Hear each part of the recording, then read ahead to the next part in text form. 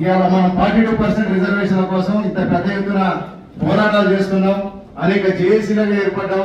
గతంలో మేము చూసిరు, అందరూ చూసిరు, తెలంగాణ ఉద్యమంలో ఎట్లయితే కొట్లాడినామో ఆ విధంగానే మళ్ళీ కొట్లాడడానికి మేము కూడా ఓఈపీసీ జేఏసీ తరఫున పోరాటాలు కూడా సిద్ధం చేసుకున్నాం. నిజానికి తెలంగాణ ఉద్యమం జరుగుతున్న సమయంలో ఆ రోజు ముందైతే భౌగోళిక తెలంగాణ రానియండి, ఆ తర్వాత సామాజిక తెలంగాణ గురించి మాట్లాడదామని చెప్పి ఆ రోజు కళ్ళబొల్లి మాటలు చెప్పిన రాజకీయ నాయకుల మాటలు నమ్మి ఆ రోజు పెద్ద ఎత్తున కూడా బీసీలో, ఎస్సీ, ఎస్టీ, బీసీలో, మైనార్టీలు అందరం కూడా పెద్ద ఎత్తున కూడా తెలంగాణ ఉద్యమంలో పాల్గొన్నాం. కానీ వచ్చిన తెలంగాణలో ఇవాళ మనం అందరం చూస్తున్నాం, సాధించిన తెలంగాణలో ఇవాళ రెడ్లు వెలమలు ఇవాళ సీఎం కుర్చీ పైన కూర్చున్నాడు. కానీ త్యాగాలు చేసి అమరవీరులే అసలు బాసిన వాళ్ళ మటుకు ఇంకా మనం యొక్క ఉచిత పథకాల కోసమే పోరాటాలు చేస్తున్నాం. రాజ్యాధికారం కోసం ఎవరం కూడా పోరాటాలు చేసే పరిస్థితి కనపడలే. ఇవాళ మేము ఒకటే చెప్తున్నాం, ఓఈపీసీ జేఏసీ తరఫున ఆ రోజు తెలంగాణ ఉద్యమంతో పాటు పెద్ద ఎత్తున కూడా మేము బీసీ ఉద్యమాలు నిర్మించినాం. జ్యోతిబాబులే జయంతిని నిర్వహించినాం, బీసీ సెల్ను కూడా ఏర్పాటు చేసినాం.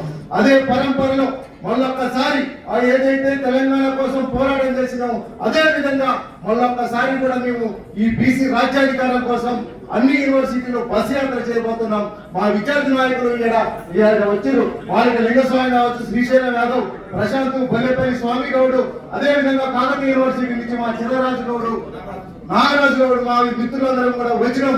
మొన్ననే మేము అందరం మాట్లాడుకున్నాం. పెద్ద ఎత్తున కూడా ఏదైతే విధంగా తెలంగాణ కోసం కొట్లాడము మళ్ళొక్కసారి ఉస్మానియా జేఏసీ నుంచి యుద్ధం మొదలుపెట్టబోతున్నాం. ఆ బస్సు యాత్ర చేయబోతున్నాం, అన్ని యూనివర్సిటీలు తిరుగుతాం.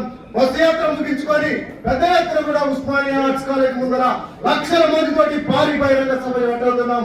రాబోయే డిసెంబర్ లో సోనియా గాంధీ పుట్టినరోజు అని చెప్తున్నారు కదా, అదే రోజున 9-10 తారీఖుల్లో ఇంతకు ముందు పెద్దలు హనుమంతరావు గారు చెప్పినట్టుగా గల్లీ నుంచి ఢిల్లీకి ఉద్యమాలు తరలించబోతున్నాం. డిసెంబర్ 9-10 తారీఖు నాడు ఉస్మానియా, కాకతీయ అన్ని యూనివర్సిటీలను కలుపుకొని పెద్ద ఎత్తున కూడా జంతర్ మంతర్ వద్ద విద్యార్థి ఉద్యమ నాయకులను కూడా ఆ రోజు 9వ తారీఖు 10వ తారీఖున కూడా మేము దీక్ష చేయబోతున్నాం. ఆ దీక్షకు ఈ కార్యక్రమానికి వచ్చిన పెద్దలందరూ కూడా వచ్చి మద్దతు తెలపాలని కూడా కోరుకుంటున్నాం. మేము ఒకటే చెప్తున్నాం మిత్రులారా, ఇవాళ 42% ద్వారా పార్టీల పరంగా రిజర్వేషన్ ఇస్తామంటున్నారు.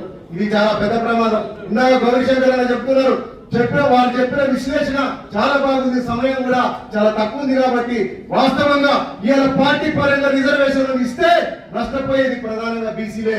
ఇవాళ కాంగ్రెస్ పార్టీ ఒకవేళ బీసీలకు టికెట్ ఇస్తే బీఆర్ ఇస్తుందా, బీజేపీ ఇస్తుందా, ఇంకో పార్టీ ఇస్తుందా? కానీ అక్కడ పోటీ చేసిన బీసీ తప్పక ఓడిపోయే పరిస్థితి ఉన్నది. ఎందుకంటే ఆర్థికంగా అన్ని రకాలుగా అగ్రపదాలు ఇవాళ ఆధిపత్య కులాలు ఉన్నాయి. మన బీసీలను ముందుకు పోకుండా ఇవాళ ఈ యొక్క పార్టీ పరంగా రిజర్వేషన్లు ఇస్తే చాలా భారీ ఎత్తున కూడా నష్టం జరిగే ప్రమాదం ఉన్నది. కాబట్టి ఆ ప్రమాదాన్ని ఎదుర్కోవడానికి ఇవాళ మన 42% రిజర్వేషన్ కాదు, నిజానికి నేను బీసీల పైన PhD empowerment of backward classes study of post constitutional amendment act Nalgonda district అనే అంశంపై పరిశోధన చేసి ఉస్మానియా యూనివర్సిటీ నుంచి డాక్టరేట్ తీసుకోవడం జరిగింది. నిజానికి దేశంలో కావచ్చు, రాష్ట్రంలో కావచ్చు, ఎక్కడైనా కూడా 60% పైగానే మన బీసీలు ఉన్నారు. 42% రిజర్వేషన్లకే ఈ ఎత్తున మనల్ని ఇబ్బంది పెడుతున్నారు.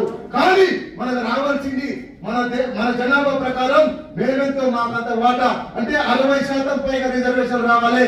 ఈ యొక్క 42% రిజర్వేషన్లు ఇస్తారనేది కామన్ డిక్లరేషన్ లో ఉద్యోగ స్థానిక సంస్థల్లో మాత్రమే. ఎందుకు చట్టసభలో ఇవ్వరు? మేము అడుగుతున్నాం.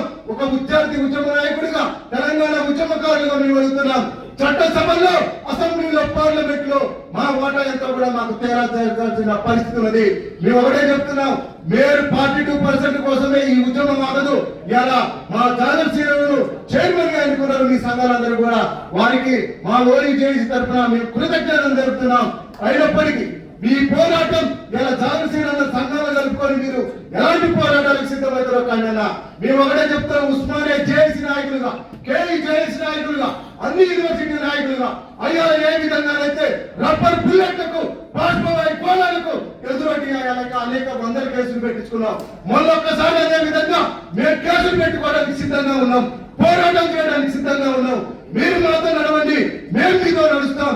ఆ విధంగా ముందుకు పోతే ఖచ్చితంగా మన రిజర్వేషన్ ఎందుకు రావో కూడా ఈ వేదిక ద్వారా చెప్పదలుచుకున్నాం. తీసుకున్నాం. ఇందాక మన నారాయణ ఒక ప్రపోజల్ పెట్టిండు.